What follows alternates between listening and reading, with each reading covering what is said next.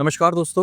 आज की कहानी है मुंबई के नाला सुपारा की, जहां एक पत्नी ने अपने प्रेमी के साथ मिलकर अपने पति को बेरहमी से मार डाला और फिर उसकी लाश को अपने ही घर में 4 फीट गहरे गड्ढे में दफना दिया।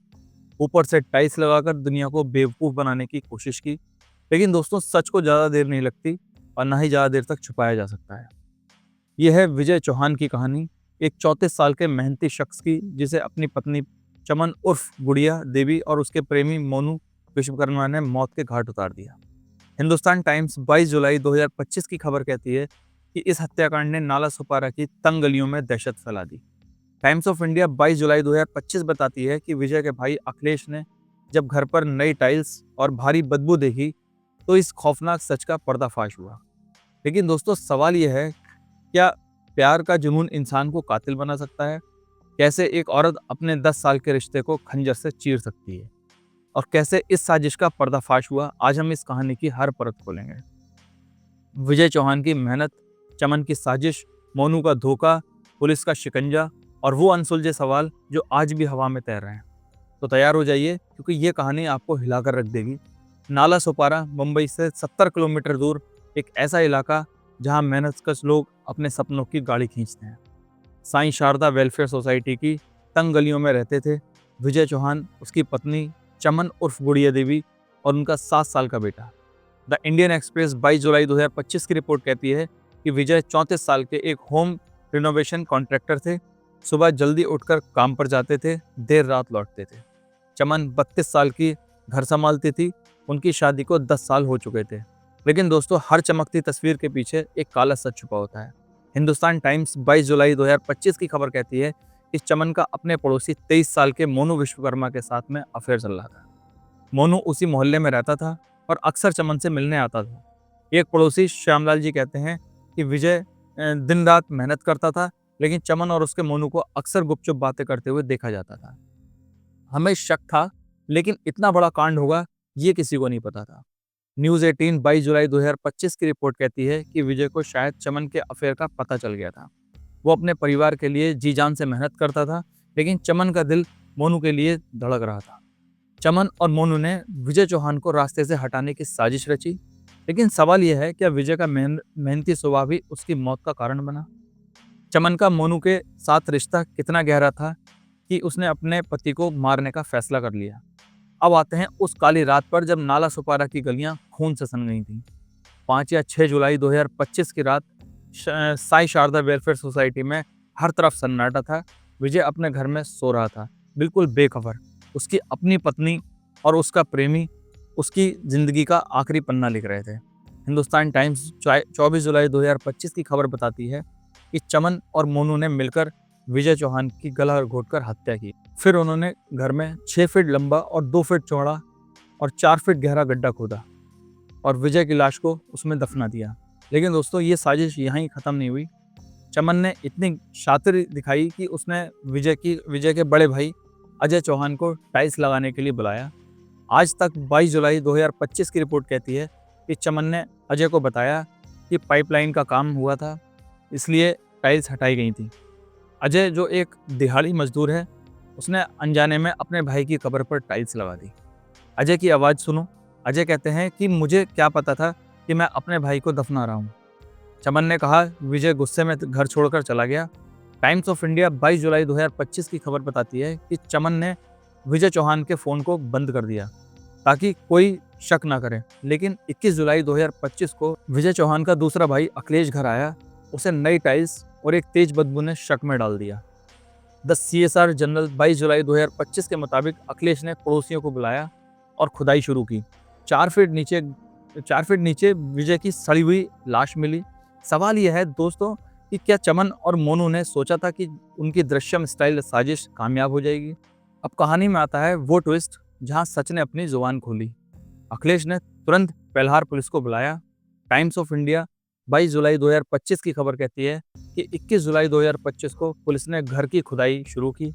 नई टाइल्स के नीचे विजय चौहान की लाश मिली।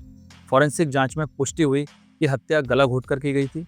JJ हॉस्पिटल वाईकुला में पोस्टमार्टम ने बताया कि हत्या 15 दिन पहले की, यानी 5 या 6 जुलाई को हुई थी।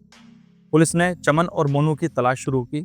हिंदुस्तान टाइम्स 22 जुलाई 2025 के मुताबिक चमन ने हत्या के बाद अपना फ़ोन बंद कर दिया था, लेकिन 22 जुलाई को उसने गलती से फ़ोन चालू किया और पुलिस ने उसकी लोकेशन पुणे के हड़पसर में ट्रेस कर ली।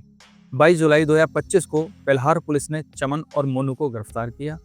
सोशल मीडिया पर एक यूज़र ने लिखा कि पेल्हार पुलिस ने 24 घंटे में नाला सोपारा हत्याकांड सॉल्व किया। चमन और मोनू पुणे से पकड़े गए। पेल्हार पुलिस के सीनियर इंस्पेक्टर विजेंद्र वनकोटी ने कहा कि चमन और मोनू ने सोचा था कि वो बच निकलेंगे, लेकिन ये एक छोटी सी गलती ने उन्हें सलाखों के पीछे पहुंचा दिया। पुलिस ने आईपीसी की धारा 302 हत्या, 201 सबूत मिटाने और 120 भी आपराधिक साजिश के तहत मुकदमा दर्ज किया। एक काल्पनिक पुलिस वाले ने कहा कि ये केस दृश्यम जैसा लगता था, लेकिन हमारी जांच ने सच को बाहर ला दिया। सवाल यह है, क्या पुलिस की तेजी ने इस कांड को सॉल्व किया या चमन और मोनू की लापरवाही ने उन्हें पकड़वा दिया? दोस्तों, अब कहानी पहुंचती है कोर्ट की उस चौखट पर जहां इंसाफ की उम्मीद जागती है। आज तक 23 जुलाई 2025 की खबर कहती है कि चमन उर्फ गुड़िया देवी और मोनू विश्वकर्मा को पुणे से मुंबई लाया गया, जहां उन्हें औपचारिक रूप से गिरफ्तार किया गया।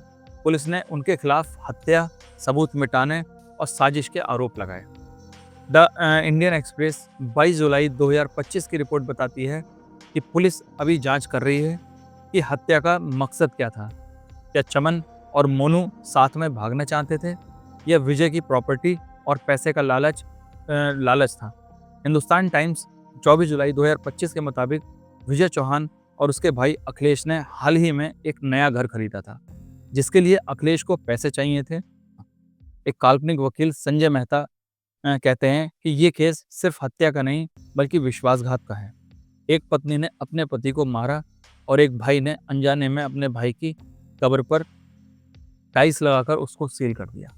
कोर्ट में चमन ने दावा किया कि विजय चौहान उसे मारता पीटता था, लेकिन पुलिस को इसके सबूत नहीं मिले। सवाल यह है कि चमन और मोनू को उसके जुर्म की सज़ा मिलेगी और क्या विजय का 7 साल का बेटा कभी इस दर्द से उभर पाएगा? दोस्तों, इस हत्याकांड ने नाला सोपारा की गलियों में सन्नाटा फैला दिया। मिड डे 21 जुलाई 2025 की खबर कहती है कि पड़ोसी हैरान थे। विजय चौहान एक मेहनती और शांत इंसान था। कोई नहीं सोच सकता था कि उसका अपना घर उसकी कब्र बन जाएगा। विजय चौहान के भाई अजय ने कहा कि मैंने खुद टाइल्स लगाई, लेकिन मुझे क्या पता था कि मैं अपने भाई को ही दफन कर रहा हूँ। सोशल मीडिया पर एक यूज़र ने लिखा कि नाला सोपारा की घटना दृश्यम स्टाइल में पति का मर्डर, इंसाफ कब मिलेगा?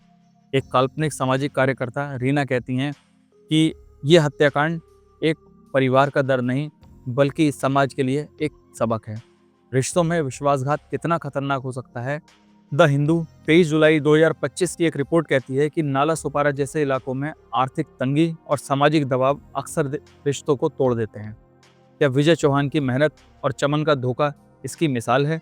सवाल ये है, क्या हमारा समाज ऐसे अपराधों से सबक लेगा और क्या विजय चौहान का बेटा जो अपने पिता को खो चुका है कभी सामान्य जिंदगी जी पाएगा?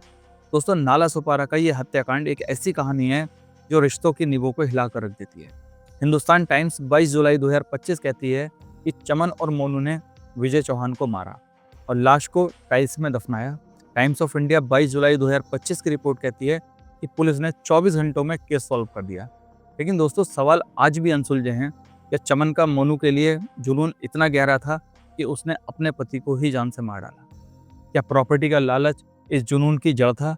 और सबसे बड़ा सवाल, क्या हम अपने रिश्तों में विश्वास बनाए रख सकते हैं? अगर ये कहानी आपको अच्छी लगी हो तो लाइक, शेयर, सब्सक्राइब जरूर करें। बेल आइकन दबाना बिल्कुल ना भूलें और कमेंट में बताइएगा क्या चमन और मोनू को सख्त सजा मिलनी चाहिए और क्या समाज को ऐसे अपराधों से जागना चाहिए। अगली बार फिर मिलेंगे एक और अनकही कहानी के साथ। जय हिंद, धन्यवाद।